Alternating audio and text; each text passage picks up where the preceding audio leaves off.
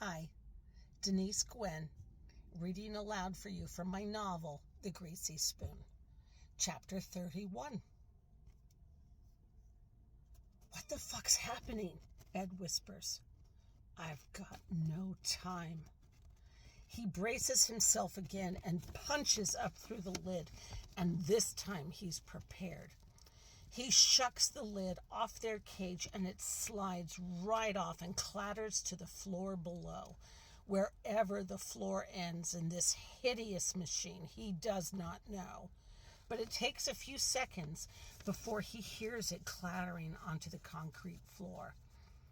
There's no way Jeb Jr. can fail to hear this, even above all the racket from the hogs.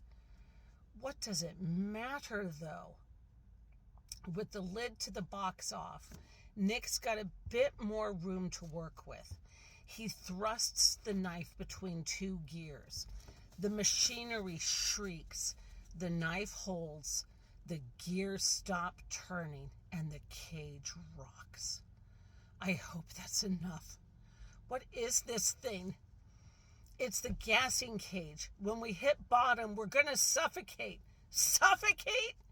Ed clutches Nick's arm and jostles him, and he loses his grip on the knife, and the knife loosens its hold on the gears and falls out, and the cage rumbles lower. Fuck! Nick screams, don't touch me! I'm trying to stop it! What the fuck's happening? It's carbon dioxide.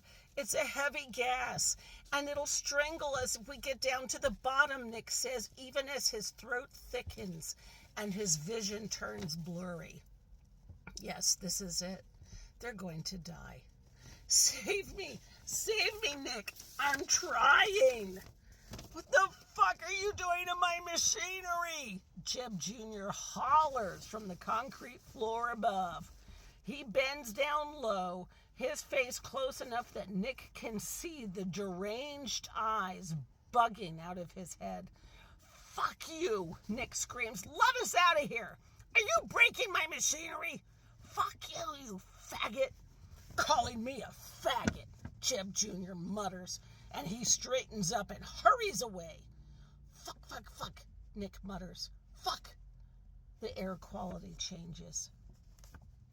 But the knife must have affected some kind of damage, for the cage's progress to the bottom slows to a crawl.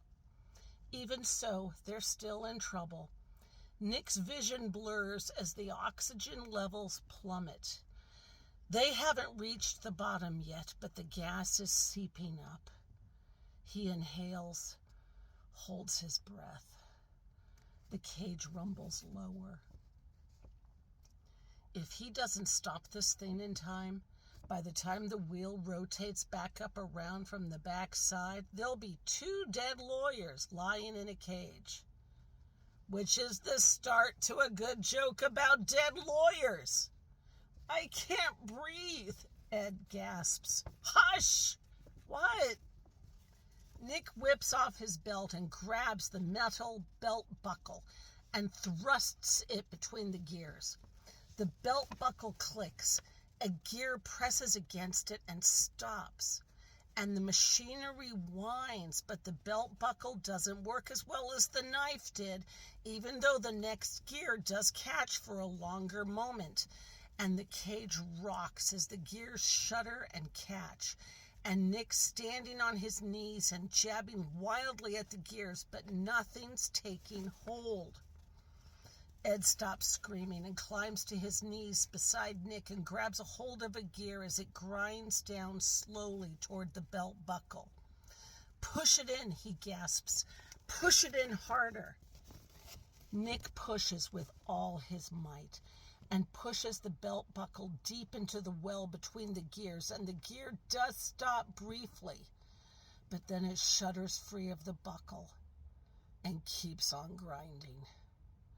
It's no good. The cage creeps down.